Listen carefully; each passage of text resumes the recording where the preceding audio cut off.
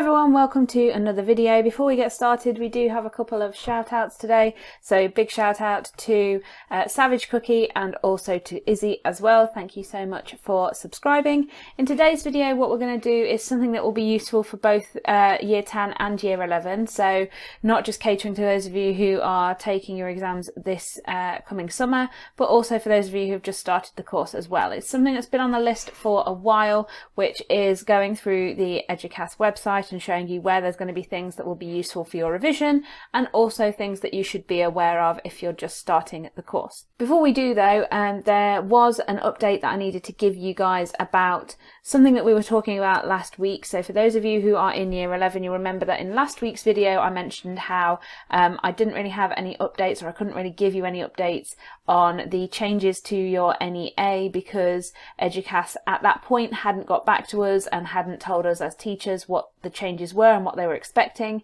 They have got back to us in the sense that they're putting materials up on their website about what the changes are going to mean. Essentially, it's down to the level of access that you guys have in terms of technology and the facilities that you've had to make your project. What they're saying at the moment is that if you have the opportunity to make a full project, then you should, but if not, then there are certain requirements that they would like to see put in place. The reason that I'm not going to go through this in a great deal at the moment is that having spoken to my exams officer at my school about it, she's sort of said that because it's not gone through Ofqual yet, or they've not got back to Ofqual to check whether these sort of changes are okay, that it's still draft at the moment. So it's not 100% confirmed. It probably will be, but it's not 100% confirmed. So when that is confirmed enough for me to start worrying about it with my classes, then I will go through it all for you guys as well. Okay then, so if you head to good old Google and type in Eduqas Media Studies GCSE, then it is the first link to come up here. Okay, so this is your exam board. Your exam board are Eduqas. Eduqas are part of WJEC, as you can see here, which is the Welsh board that some of you may have some of your other subjects with, but for those of you who are taking this in England, it is Eduqas. There are a couple of differences between the specifications for Eduqas and WJEC. So for those of you who are in Wales and who are doing it through WJEC, some of the videos that I make will be a little bit different for your exam, but the majority of the course is exactly the same. So this is the Eduqas website, okay, and there are a few things that are really useful for you guys to be aware of. So obviously there's a big overview here. This is the page that we're on at the moment, which gives you the opportunity to download the specification. The specification is predominantly for teachers because this basically tells us what content needs to be covered in your course and what sort of things have to be covered. But for those of you who are just starting your course, what you might want to do is to have a brief look at the specification, because it does tell you information about what could come up in your exams, what areas to focus on the different products. So that might be something that you want to do if you have the time at the moment while you're still getting into your studies before things start to get a little bit sort of heavier with all of your workload. Okay, so this bit is really quite important. So the secure website you guys won't have access to. This is stuff to do with just for teachers. So we have a secure password and login for all of the materials that are on here. Any materials that are on here I cannot talk to you about on the channel because they are secure for a reason. So that's partly because they're pre-release materials that only teachers can see until a certain time, or it's things like the very, very latest exam paper would be on here in terms of like, had the Year 11s sat their exam, then their paper would be on there rather than being made available to everybody. You do have a link to the grade boundaries, which are quite important, although given that we've only had one year group properly go through the exam at the moment, take that with a sort of pinch of salt, okay? And then there are some news and articles here, things that might be useful for you as well as things for school and teachers as well, okay? So the overview page is pretty standard, really, okay? Past papers. The only paper that we have at the minute that is a past paper is the one from 2019. So you do have access to a past paper here. I'm not going to go through this until certainly after my students have done their marks, just in case other teachers and some of you guys are doing this paper, because I just don't think that's fair, but we will go through it eventually on the channel. Any other papers that we do in time will appear here as well, so you guys will get to access paper 1 and paper 2 to practice. Okay, this is the bit that is going to be the most important for those of you doing your exams both this year and those of you who are in year 10. So these are areas for digital resources. You've got different links here for you guys to use. The key documents is really for teachers, as is the online exam review, but you do have options for the digital resources and also books as well. The books that are made available are by Illuminate, okay, which are these books here. So the student book is £25. That's basically like a textbook that you would use within sort of school itself. There is a revision guide, which is £12.99. If you want me to go through this and do a separate video on these, then let me know and I will do, but I am a little bit biased. So the thing that's most important for you guys is these digital resources.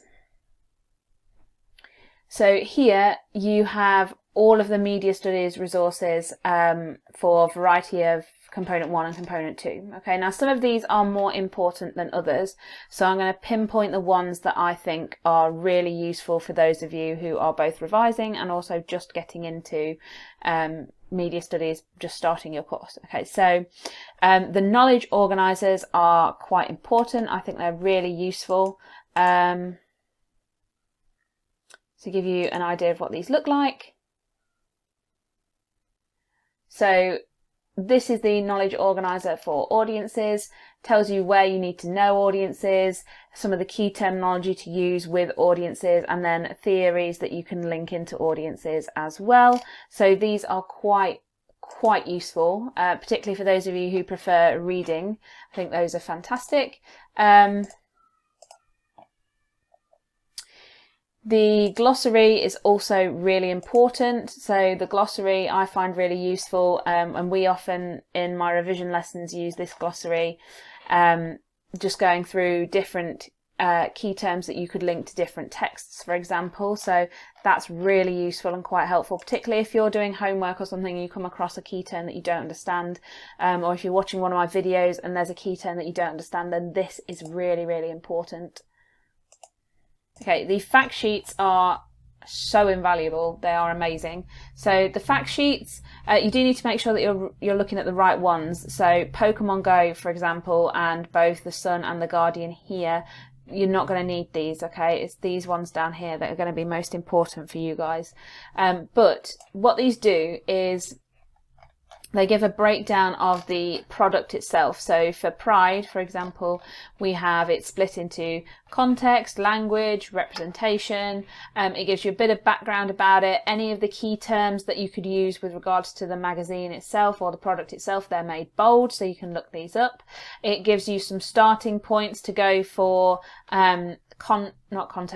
theories, for example, so bringing in Stuart Hall. It gives you other places that you can go to widen your knowledge, such as the PDF here and also the link to Pride magazine here. So it gives you loads of different places that you can go to, as well as giving you a snapshot of the product itself. So they are absolutely fantastic. They are really, really important. And then other things that you can use, for example, are if you're doing sitcom, then there's a variety of different activities that you can use here. Some of them, like with these little link symbols, these are sort of like interactive activities that you guys can do, whereas these are all PDFs that you should be able to open. If you are doing crime drama, then there's a similar sort of range of resources here as well, giving you places to think about for more support and just widening your knowledge. So the resources section is the area that I think you guys would find most useful, and particularly the knowledge organisers, the glossary and the fact sheets. These are going to be the ones that are most important for you guys. Other things on here is going to depend on how you study best and what sort of things do you prefer when it comes to revision. So if you haven't already, do come and have a look at the resources here, because they're bound to be useful and to help you guys out. Okay. So that's the resources section. And then training and context are mostly for teachers. So hopefully that's been quite useful for you. In terms of what's coming up later on my channel, this is the list of things that I have got left to cover, or that I feel I need to cover because there are gaps in the channel itself. If you have any requests as you're doing your studies, if you think, oh, I really wish there was a resource on this, please let me know, because I do keep a list of everything that people request so that I can cover them as and when we get there. So let me know in the comments section below. I'm thinking that revision tips will probably be something that I cover on my Instagram for the time being, and then maybe if we're doing longer videos, then I'll put them up on YouTube. So let me know if you have any ideas or anything that you'd like to see. If you haven't already, also please subscribe, hit the button below. For everybody who subscribes, you do get a shout out in the beginning of the next video. And as you saw, somebody subscribed halfway through this video, so they'll get a shout out next week. Thank you so much for subscribing. If you also want to, you can follow me on my Instagram and my Twitter, the details of which are down below. You can also leave me any comments or questions or ideas down below as well, so that I can get back to you and make hopefully some really useful videos that you can use in the future. I'll see you guys next week for another video.